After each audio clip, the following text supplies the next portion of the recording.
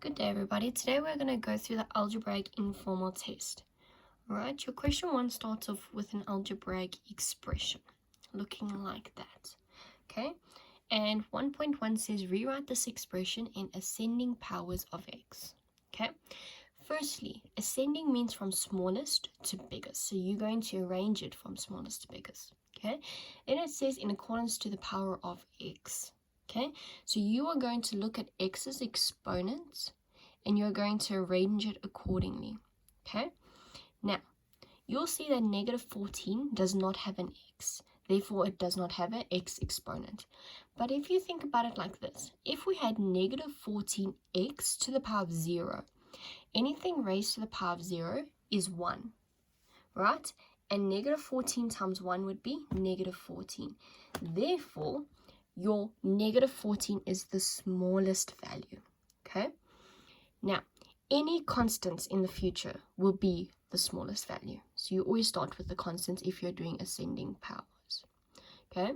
Then, when your x does not have an exponent, there is an invisible 1.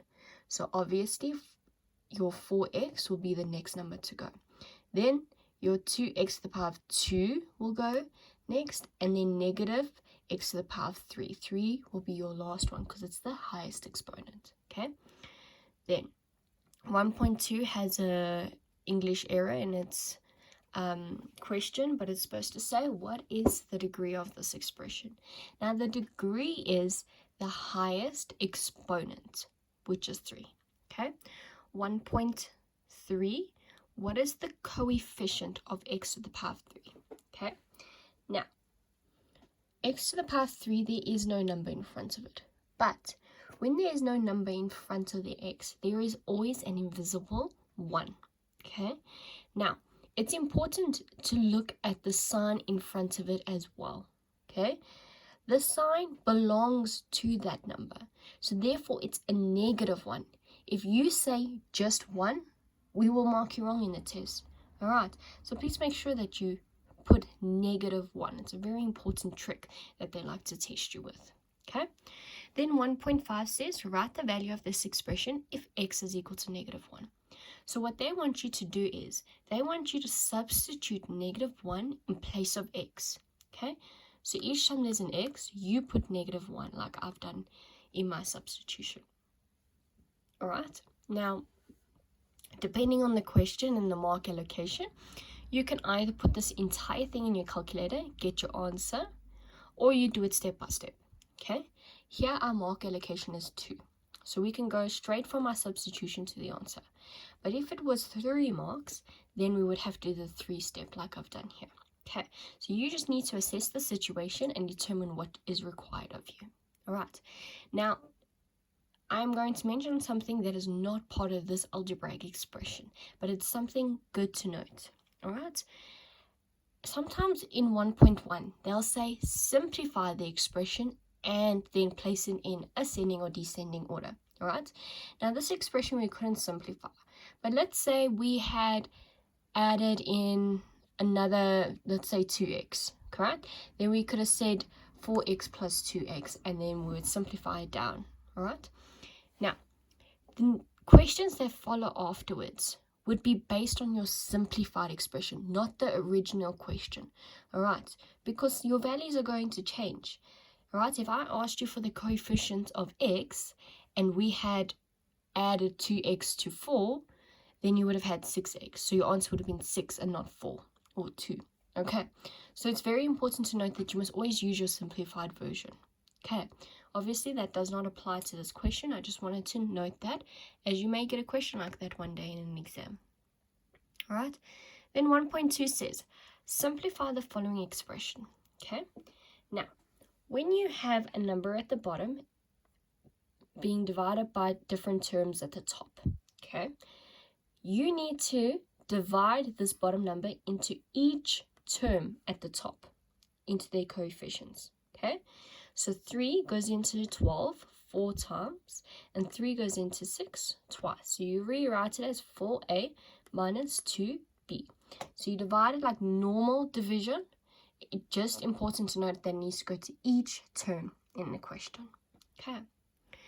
Now question 2, Question 2 has a whole bunch of algebraic equations which you need to simplify. It starts off easy and then it gets more difficult as you go. Okay, so 2.1, your first step is to take this -3 over the equal sign, because your objective in algebra is always to get x alone. Okay, when you take something over the equal sign, the sign in front of it needs to change. So it's currently a negative. When we take it over, it becomes a positive. And then you're going to simplify your constant value. So you're going to say 6 plus 3, which will give you 9. Okay. Then question 2.2. It's pretty much the same as 2.1, all right? So we have a 5. Now we need to get x alone, so you're going to take it over the equal sign. It's a positive 5. So when we take it over the equal sign, it's going to become a -5. And 10 minus 5 will give you 5. Right. You'll also see we have put mark allocations with little ticks. Okay, so you can give yourself those ticks as we go along. 2.3. We have 4 minus x is equal to 12. Okay, so again, you want to take this constant over to the other constant. All right, and leave x by itself. But what's important to note is this is a positive 4. So when you take it over, it becomes a -4. And this negative in front of x belongs to x. Okay? So that means it stays with x. Okay, anything in front of a number or variable, any sign belongs to that sign. Okay. Now, 12 minus 4 will give you 8. And then your x can never be a negative. So what you want to do is divide by -1 on both sides to make this a positive. Okay, so you will physically do that working out, and then you should get an answer of x is equal to -8, because 8 divided by -1 will give you -8. Okay, then 2.4. Firstly, you want to take your constants to one side. That's always your first step. Get constants to one side, get your variables to one side. Unless you have a bracket, then bracket is first. All right, so -3, take it over, becomes a +3. Then you simplify. 7 plus 3 will give you 10. Then your x has a coefficient. Okay, now when you have a number and an x or a variable that are stuck together like 2x, it means that they have been multiplied together. Now, in order to separate them, you need to do the inverse, which is division. So you're always going to divide when you have a coefficient by that exact coefficient. So you're going to divide by 2 on both sides. So 2 goes into itself once, so therefore x is left alone, and 2 goes into 10 5 times. All right, 2.5 is a simplified version of that. So here you're going to divide by 6 on both sides, because you can divide by x's coefficient, and 6 cancels out with 6, so x is left alone, and 6 goes into 36 6 times. Then 2.6, okay? Now with fractions, we don't like fractions. So what you're going to do here is you are going to multiply by the denominator of the fraction on both sides to get rid of it, so that we deal with normal numbers. We don't deal with a fraction. Okay, so our denominator is x. So what you want to do is multiply the fraction with x over 1. Then you'll see we can cross out the x's. So x goes into itself once and into x once. And 1 times 8 will give you 8. But what you do to the one side, you always have to apply it to the other side. Okay, so 2 times x will give you 2x. Then you got what we had in the previous term. Okay, your x has a coefficient. So what you want to do now is divide by that coefficient. So divide by 2 on both sides. X is left alone, and 2 goes into 8 4 times. Okay, 2.7 is also a fraction. But first thing you do is you take your constants to one side and you simplify. Okay, so first you're going to take this +5 over the equal sign. So 15 minus 5 will give you 10. Okay, then you are going to multiply by x over 1 like we did in the previous sum.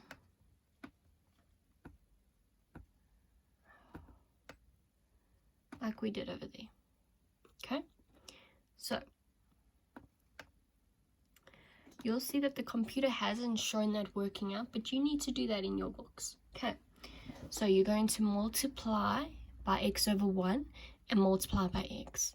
The x's here are going to cancel out. 20 is going to be left alone, and 10 times x will give you 10x. Then you're going to divide by the x's coefficient on both sides. So 10 goes into itself once, leaving x alone, and 10 goes into 20 twice. Okay? Then 2.8.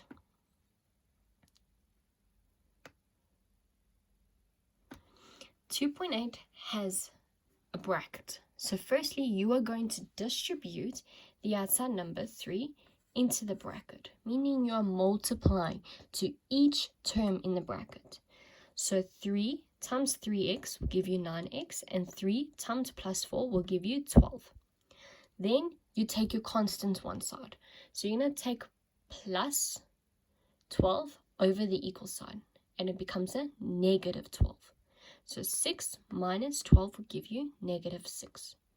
Then you're going to divide by x's coefficient on both sides. So divide by 9, divide by 9. You'll see that you get negative 6 over 9 because 9 cannot go into 6. Okay? And then remember last year when you were learning fractions, you always have to simplify your fraction in an answer. So if you simplify 6 over 9, you divide it by 3, and you should get negative 2 over 3. Okay? It's always important to simplify your fractions. And don't get afraid when you get an answer with a fraction. It is possible. You don't always get a perfect answer. Okay. Then 2.9. Okay. Here we have variables on both sides and coefficients on both sides. Not coefficients, constants on both sides. Okay. So what you are going to do is take all your variables one side, all your constants one side, and simplify both sides. Okay. Now I like to take my x's to the left, this side. Okay, so you're going to take negative 7x over the equal sign, making it a positive. All right, then you're going to take plus 3 over this equal sign, which will make it a negative 3. So a negative 4x plus 7x will give you 3x, and negative 9 minus 3 will give you negative 12. Then divide by 3 on both sides, so x is left alone, and x will equal 4. Okay. Now, let's look at this last question. It's a little longer than the rest of them. So, firstly, you want to distribute this 5 into your brackets to each term, meaning multiplying to each term. So, 5 times negative 9, so positive times a negative is going to give you a negative, and 5 times 9 will give you 45. Okay, positive times a negative will give you a negative, and 5 times 5 will give you 25, and it's times the x as well, so it's 25x. Okay, so we've distributed. You'll see that the computer has gone one step further. It simplified the x's on this side. So negative 3x plus 2x will give you negative 1x. We don't have to write the 1. If you want to, you may do so. Okay, then it's always better to first simplify everything before you move it. Okay, it's a little easier. So the computer has jumped a little bit, right? So the computer simplified. It said 3x minus 25x will give you negative 22x. So it simplified the two x's on this side.